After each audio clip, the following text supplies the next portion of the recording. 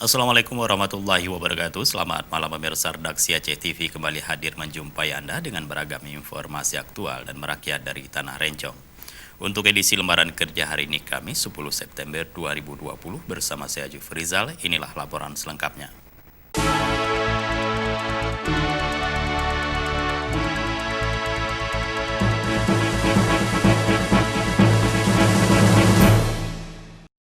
Pemirsa, PLT Gubernur Aceh Nova Iriansah melakukan kunjungan kerja ke Laboratorium Hidrodinamika Indonesia BPPT Surabaya, Jawa Timur untuk melihat dan mendengarkan secara langsung hasil pengujian gerak kapal model kapal Aceh Hebat 2. Nova mengatakan sudah melihat perkembangan pembuatan kapal Aceh Hebat 1, 2, dan 3 yang dibangun di tempat berbeda. Jika kapal ini sukses, menurutnya akan menjadi sebuah kebanggaan bagi semua pihak, karena transportasi laut juga paling penting, seperti pembangunan kapal KMP Aceh Hebat 2 yang menjadi bagian dari kebutuhan masyarakat Aceh yang akan melakukan aktivitas, terutama transportasi khusus penyeberangan lintas pelabuhan Ulelu ke Balohan Sabang.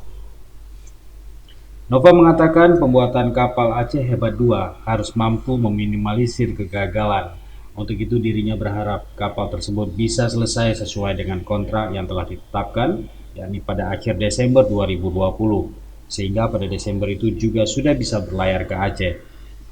Sebelumnya pada Sabtu 5 September 2020, PLT Gubernur juga melihat langsung pembangunan kapal Aceh Hebat 3 dengan bobot 600 GT di galangan kapal Citra Bahari Shipyard, Tegal, Jawa Tengah, dan pembangunannya hanya tinggal menunggu 6% defisiasinya. Kapal Aceh Hebat 2 adalah 3 dari kapal Roro yang dipesan pemerintah Aceh akhir Oktober 2019 lalu untuk melayari rute Ulelu Balohan.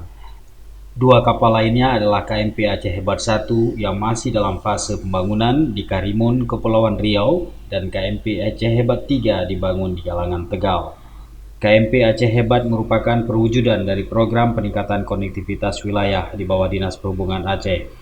Kapal itu diharapkan untuk mendorong peningkatan pertumbuhan ekonomi wilayah-wilayah terdepan dan kelancaran akses antar pulau di Provinsi Aceh. Dari Jawa Tengah, Tim Liputan Aceh TV melaporkan.